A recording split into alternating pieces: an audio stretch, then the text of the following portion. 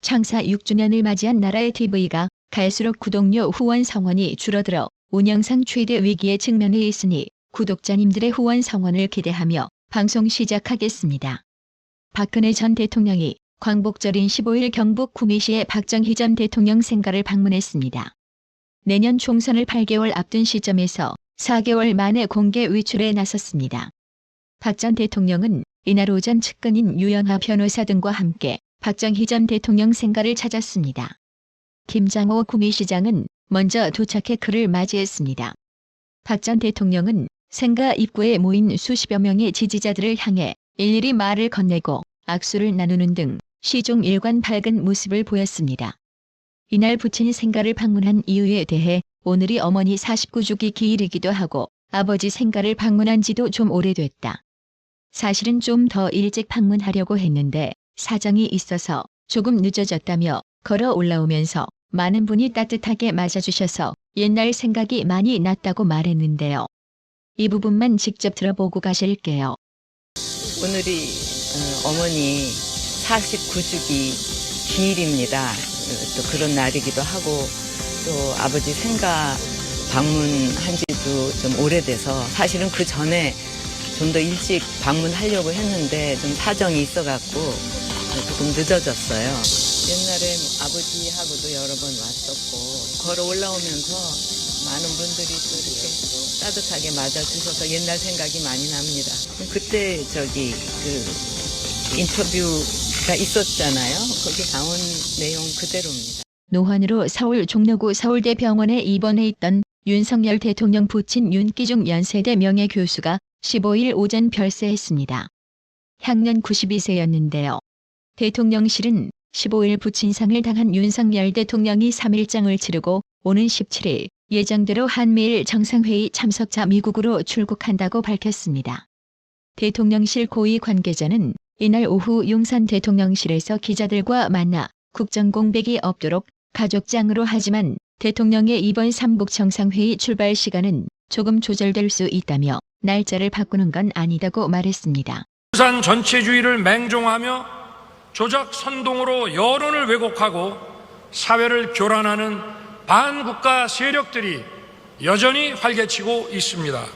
공산 전체주의 세력은 늘 민주주의 운동가, 인권 운동가, 진보주의 행동가로 위장하고 허위 선동과 야비하고 폐륜적인 공작을 일삼아 왔습니다.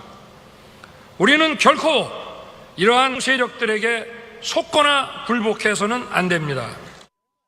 더불어민주당은 15일 윤석열 대통령의 광복절 경축사에 대해 공산 전체주의 세력이 민주주의, 인권, 진보주의 운동가로 위장, 허위 선동과 야비하고 폐륜적인 공작을 일삼는다는 대통령의 말에 아연실색하지 않을 수 없다고 비판했습니다. 권칠승 민주당 수석 대변인은 이날 국회 브리핑을 통해 이같이 말하며 공산 전체주의를 맹종하는 반국가 세력은 도대체 어디에 있으며 민주, 인권, 진보로 위장해 폐륜 공작을 벌이는 공산 세력은 누구냐고 물었는데요.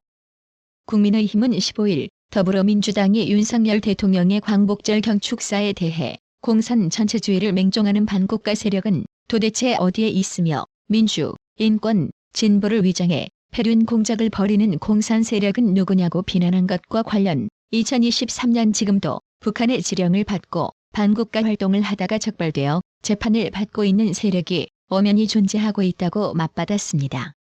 장동혁 국민의힘 원내대변인은 이날 논평을 통해 반국가 세력에 의한 대한민국의 위협은 계속되고 있다며 이같이 말했습니다.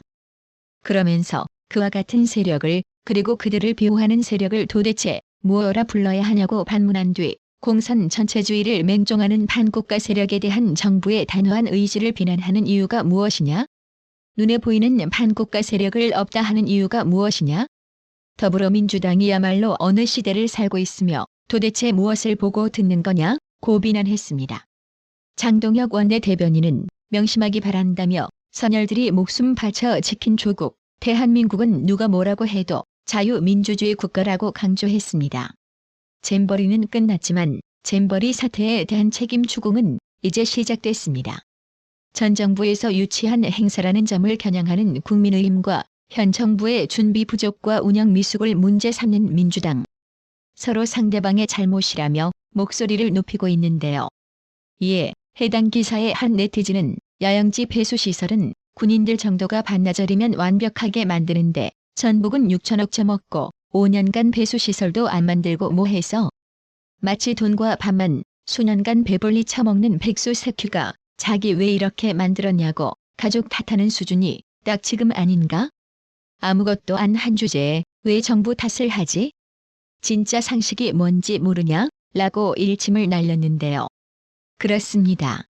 문재인 좌익 정권 때인 2017년 8월 개최가 확정됐던 잼버리, 그 다음 해인 2018년 10월 당시 문재인은 이렇게 잼버리 출사표를 던졌는데요. 저는 새만금 개발 사업의 속도를 대폭 올리겠다고 약속했습니다. 주요 용지 매립을 민간 주도에서 공공 주도로 전환하고 신항만과 도로 등 핵심 기관 시설을 빠른 시일 내에 확충하여 새만금을 환황의 경제권의 거점으로 만들겠다고 말씀드렸습니다. 하지만 정부 주도로 개발 속도를 높이겠다던 문재인 말과 달리 스웨덴, 일본보다 더 많은 예산을 투입하고도 민주당 이원택 의원에 따르면 지난해 8월 기준 시설 공정률은 고작 37%에 불과했습니다. 이처럼 잼버리 파행에서 자유로울 수 없는 문재인이 지난 13일 새만금 세계 스카우트 잼버리 파행 사태와 관련해 사람의 준비가 부족하니 하늘도 돕지 않았다며 대회 유치 당시의 대통령으로서 사과와 위로의 마음을 전한다고 밝혔습니다.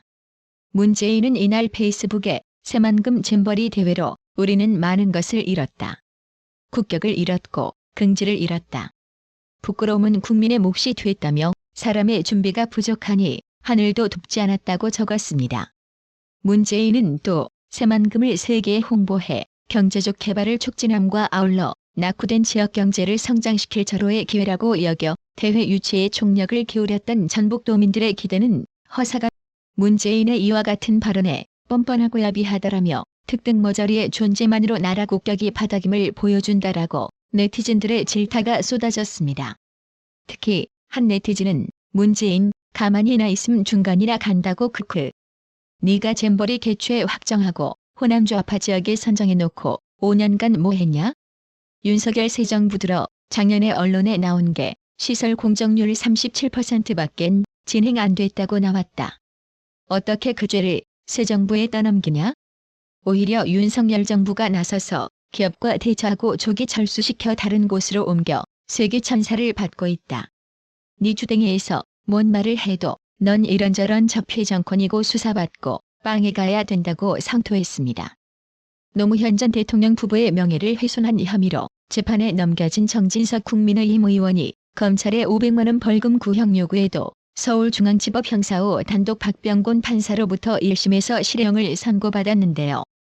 정진석 의원은 선고 직후 이 판결에 불복해 항소하겠다는 뜻을 밝혔습니다. 정치권과 법조계에서는 실형 선고가 적절한지를 두고 논란인데요.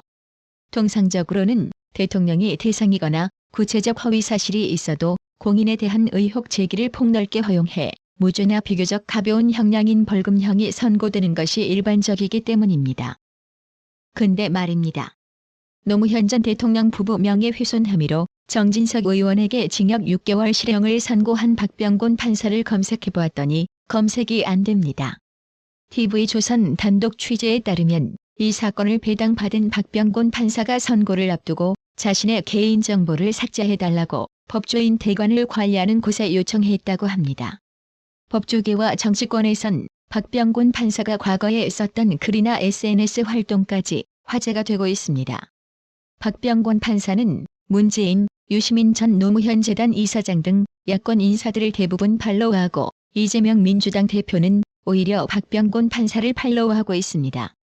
또 박병곤 판사가 고3 때 쓴 글엔 한나라당을 겨냥해 수준 낮은 사고를 국민들에게 강요, 불법 자금해 처먹은 의원들이라고 비난하고 있습니다. 국민의힘은 정진석 국민의힘 의원에게 고 노무현 대통령에 대한 사자명예 훼손 혐의로 1심에서 징역 6개월 실형을 선고한 재판부 판사를 향해 강력한 비판을 쏟아냈습니다. 판사는 고등학교 재학 시절 고 노무현 대통령 탄핵 세력들의 의원직 사퇴를 주장했을 정도로 정치 선양이 뚜렷함을 보여왔습니다. 전주의 원내 대변인도 이날 논평을 통해 노사모라고 해도 과언이 아니다라고 주장했는데요. 한나라당에 대한 적개심과 경멸로 가득 차 있습니다. 노사모라고 해도 과언이 아닙니다. 국민의힘의 전신인 한나라당을 싫어하는 정치적 견해를 그대로 쏟아낸 공사를 구분하지 못한 판결입니다. 전주의 원내 대변인은 박병권 판사는 이 사건 선고를 앞두고 거의 모든 법조인들이 등록되어 있는 법조인 대관에서 자신의 개인정보를 삭제해달라고 법조인 대관을 관리하는 곳에 요청했다고 한다며 매우 이례적이고 뭔가를 대비한 냄새가 난다고 주장했습니다. 또 전주의 원내 대변인은 이번 징역 6월의 판결은 결론에 있어 정치적 중립을 지켜야 할 판사로서가 아니라 노무현 대통령의 지지자로서 또 국민의힘의 전신인 한나라당을 싫어하는 정치적 견해를 그대로 쏟아낸 공사를 구분하지 못한 판결이라는 입장을 내놨습니다. 그러면서 노무현 대통령의 지지자로서 중립적인 판결을 내리기 어려웠다면 박병권 판사 스스로 재판을 회피했어야 했다고 일갈했습니다. 구독 그리고 알람 설정, 뉴스 영상 내용이 좋았다면 좋아요를 클릭해주세요.